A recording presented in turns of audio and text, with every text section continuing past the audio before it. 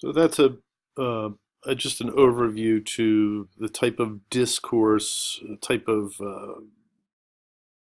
thinking and arguments that we want to try to have with these texts and with these specific notions of science, democracy, capitalism. Turning to the specific texts themselves, looking at Galileo. Okay, so let's take a look at Galileo.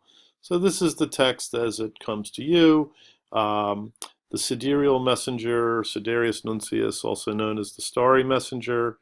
Uh, and so there is prefatory note, introduction, his note to Medici Prince, and then he gets into the text. And then you can see that the text is offering cool diagrams, scientific diagrams, mathematical scientific diagrams, empirical observation, right? So this is what he sees or claims to see in the telescope, and it's his sketch that he puts in, right? This is the sketch of the moon, and so all fun stuff that we're going to see here.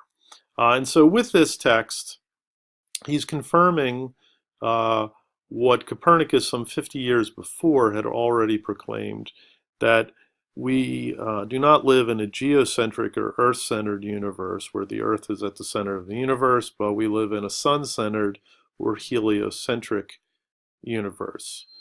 Uh, and so Copernicus had proclaimed this some 50 years before, but it's sort of, everyone knew it was out there, but it sort of didn't make, all that big of a deal. And then Galileo is going to be the one who's going to sort of confirm the theory through the use of the telescope. So when you're reading this text, you should keep three things in mind, right? You're reading this text um, on three levels. You're reading it as a text which is uh, mediating science, democracy, and yes, capitalism, like in its early form, in its sort of birth moments.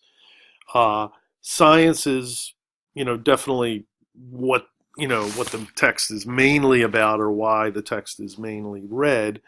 So, in terms of science, what you want to look at in the excerpt that you're reading is you want to try to see the scientific worldview that Galileo is presenting. Okay, that he is starting with a way of looking at the world or the universe.